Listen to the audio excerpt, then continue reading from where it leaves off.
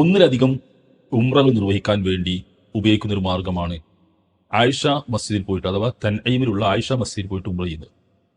വേറെ ചിലർ സന്ദർശനാർത്ഥം അങ്ങേ ഭാഗത്തും അടുത്ത പ്രദേശങ്ങളിലൊക്കെ പോകുമ്പോൾ ജെഹറാന എന്ന് പറയുന്ന ആ സ്ഥലത്ത് നിന്ന് ഇഹ്റാമിൽ പ്രവേശിച്ച് വന്ന് ഉംറ ചെയ്യാറുണ്ട്. ഒരു ദിവസം ഓരോന്ന് വീതം ചെയ്യുന്നവരുണ്ട്. മക്കയിൽ നിൽക്കുന്ന ദിവസമൊക്കെ ഓരോ ദിവസവും ഓരോന്നും ഒന്നിലധികമൊക്കെ ചെയ്യുന്നവരൊക്കെ ഉണ്ട്. ഇത്തരം ഉംറയുടെ പ്രസക്തി എന്താണ് എന്നാണ് നമ്മൾ മനസ്സിലാക്കേണ്ടത്. ഒരു യാത്രയിൽ ഒരു ഉംറ എന്നതാണ് അതിന്റെ സ്വാഭാവിക രൂപം. നമ്മൾ ഹജ്ജിന് പോകുമ്പോൾ ഒരു ഉംറ ചെയ്യും, സ്വാഭാവികമായിട്ട് അങ്ങനെ ചെയ്യും. ഉംറക്കാവുമ്പോൾ ആ ഉംറ ചെയ്യുന്നു, പിന്നെ ബാക്കി നമ്മൾ നമ്മുടെ ഭാഗത്തേക്ക് തിരിച്ചു പോകുന്നു എന്നുള്ളതാണ്. പക്ഷെ ഇങ്ങനെ ചെയ്യുന്നതിന്റെ ന്യായീകരണം എന്താണെന്ന് ചില ആളുകളൊക്കെ ചിലപ്പോൾ ചോദിക്കാറുണ്ട്.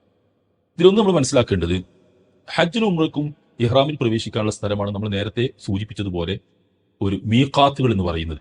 ഓരോ ഭാഗത്തു നിന്ന് വരുന്നവർക്ക് ഓരോ മീഖാത്തുണ്ട്.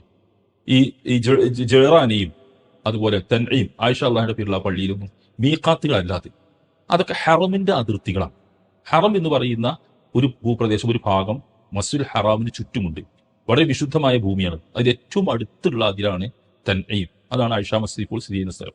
വേറൊരു അതിരാണ് ജെഹ്റാന എന്ന് പറയുന്നത്. മറ്റൊരു അതിർത്തിയാണ് ഹുദൈബിയ എന്ന് പറയുന്നത്. ജിദ്ദയുടെ ഭാഗത്തേക്ക് 18 കിലോമീറ്റർ അപ്പുറം പോയാൽ കാണുന്ന ഹുദൈബിയ എന്ന് പറയുന്ന സ്ഥലം. ഇതൊക്കെ ഹറമിന്റെ അതിർത്തിയാണ്.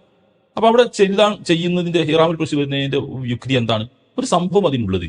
ആയിഷ റളിയല്ലാഹു അൻഹ റസൂൽ സല്ലല്ലാഹു അലൈഹി വസല്ലമയുടെ കൂടെ ഹജ്ജിന് വന്ന സമയത്ത് അവിടെ എത്തിയപ്പോൾ അവർക്ക് മാസമുറ തുടങ്ങി.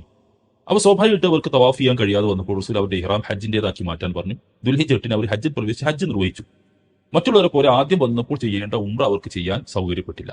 എല്ലാവരും ഹജ്ജ് കഴിഞ്ഞ് തിരിച്ചു പോകുന്ന സമയത്ത് ആയിഷ റളിയല്ലാഹു വളരെ പരിഭവത്തോടുകൂടി റസൂലുള്ളാഹിനോട് പറഞ്ഞു, നബിയെ ഞാൻ മാത്രം ഉംറ ഇല്ലാതെ ഹജ്ജ് മാത്രമായിട്ട് പോവാണല്ലോ എന്ന് പറഞ്ഞ് കരയുന്നത്. അപ്പോൾ റസൂലുള്ളാഹി എന്നാ പോയി ഉംറ ചെയ്തോ എന്ന് പറഞ്ഞു. ഹറമിന്റെ അകത്താണ് അവർ താമസിക്കുന്നത് എന്നതുകൊണ്ട് ആയിഷ റളിയല്ലാഹു ഹറമിന്റെ പരിധിക്ക് പുറത്തു പോയി ഉംറ ഇഹ്റാമിൽ പ്രവേശിച്ച് വരാൻ വേണ്ടി പറഞ്ഞു. അങ്ങനെ ആയിഷ റളിയല്ലാഹു ഏറ്റവും തൊട്ടടുത്തുള്ള ഹറമിന്റെ പരിധിയായ തൻഈമിലേക്ക് പോയി. കൂടെ സഹോദരൻ അബ്ദുറഹ്മാനും പോയി. രണ്ടുപേരും കൂടി പോയിട്ടാണ് ആ ഉംറയ്ക്ക് വേണ്ടി ഇഹ്റാമിൽ പ്രവേശിച്ച് ആയിഷ റളിയല്ലാഹു ഉംറ ചെയ്യുന്നത്. ഹജ്ജിന് ശേഷം ചെയ്യാൻ അതൊരു ഹായിലിന് ഋതുമതിക്ക് അനുവദിച്ച ഒരു ആനുകൂല്യമാണ്, ഒരു പൊതു നിയമമല്ല. ആയിഷ റളിയല്ലാഹുവിന്റെ സഹോദരൻ അബ്ദുറഹ്മാൻ കൂടെ ഉണ്ടായിരുന്നു.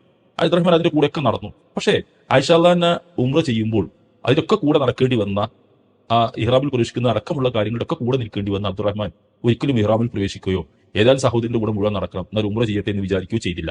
ഇങ്ങനെ ആയിഷാന്റെ പോലുള്ള ഒരു വിഷയം, കേസ് വന്നു കഴിഞ്ഞാൽ അവർക്ക് ആനുകൂല്യം ഉപയോഗിച്ചുകൊണ്ട് ആ ഹറമിന്റെ പരിധിക്ക് പുറത്തു പോയിട്ട് ഇഹ്റാമിൽ പ്രവേശിച്ച് ഉംറ ചെയ്യാം എന്നതാണ് അതിന്റെ സ്വാഭാവികനെ. പിന്നെ ഒരാൾക്ക് ഉംറ ചെയ്യണം തോന്നിയാൽ അവിടെ പോയി ഉംറ ചെയ്ത് വരാം എന്നൊരു പൊതു അനുവാദം ചില പണ്ഡിതന്മാരൊക്കെ പറയുന്നു എന്നതല്ലാതെ ന്യായമായ രീതി ഇത്ര മാത്രമേ ഉള്ളൂ. നമുക്ക് ഒരു ഉംറ ചെയ്യണം എന്ന് പിന്നെയും തോന്നുമെങ്കിൽ ഹറമിന്റെ പരിധിക്ക് പുറത്തു പോയിട്ട് ഇഹ്റാമിൽ പ്രവേശിച്ച് വരാം എന്നല്ലാതെ ഒരു പൊതു നിയമമല്ല അത്. യഥേഷ്ടം പോയിട്ട് ഇങ്ങനെ അവിടെ പോയി ഇഹ്റാമിൽ പ്രവേശിച്ച് ഉംറ ചെയ്യുക എന്നതല്ല. നമുക്ക് തവാഫ് ചെയ്യാം, നമസ്കരിക്കാം, ഇതൊക്കെ ചെയ്തുകൊണ്ട് അവിടെ കഴിഞ്ഞുകൂടാവുന്നതാണ്. ഈ കാര്യങ്ങൾ ശ്രദ്ധിക്കുന്നതാണ് നല്ലത്.